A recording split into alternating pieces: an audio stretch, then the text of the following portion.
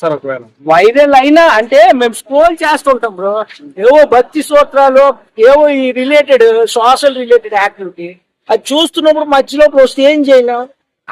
ఆ విక్ అలా తీస్తున్నప్పుడు కనిపించింది, వెంటనే స్క్రోల్ చేస్తాం. బిగ్ బాస్ చూసే వాళ్ళకి మీరు ఏం చెప్తారు?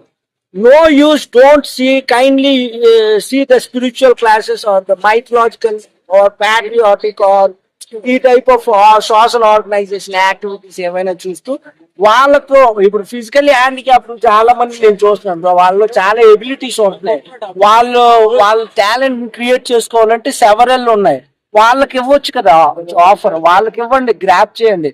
ఇప్పుడు మీలాంటి వాళ్ళు చాలా మందికి మూవీస్ అంటే చాలా ఇంట్రెస్ట్, కానీ ఛాన్సెస్ రాక ఇక్కడ ఉన్నారు. ఇప్పుడు ఈవెన్ దో బిగ్ బాస్ లో కూడా 7 కంటెస్టెంట్స్ కర్ణాటక నుంచి ఇచ్చారు. ఎందుకు ఇచ్చారు?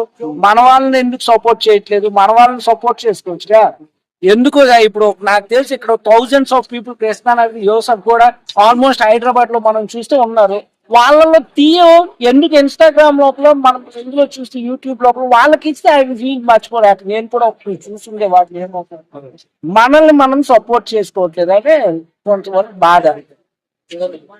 మీకు కూడా అవకాశం వస్తుందా? I'm sure they